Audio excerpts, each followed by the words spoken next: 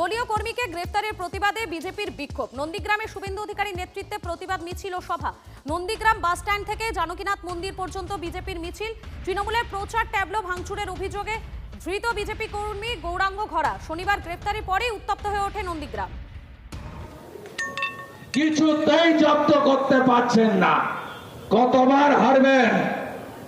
21-এ হেরেছেন, 23-এর পঞ্চায়েতে হেরেছেন, 17টার 11টা গ্রাম পঞ্চায়েত হেরেছেন, 2টো পঞ্চায়েত সমিতি হেরেছেন।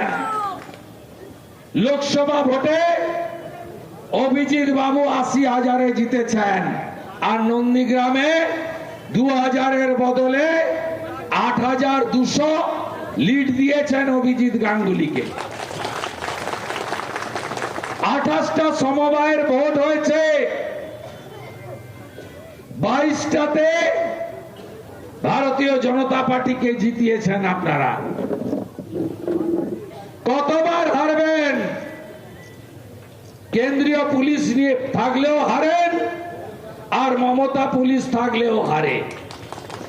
সামান্য এগ্রিকালচার ব্যাংকের ভোট কাঞ্চননগরে নিয়ে গেছেন। কাঞ্চননগরে ভোট হয়? BMT high school, BMT girls, Sitananda college, এত জায়গা থাকতে কাঞ্চননগরে কৃষি উন্নয়ন ব্যাংকের ভোট নিয়ে গেছেন।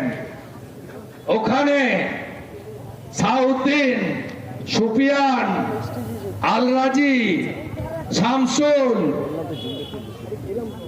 শামসাবাদের প্রধান, এদেরকে দিয়ে মমতা ব্যানার্জির বিশেষ বাহিনীকে দিয়ে, শাহজাহানের আত্মীয়দের দিয়ে ভেবেছিলেন সব হিন্দুকে তাড়িয়ে দেব।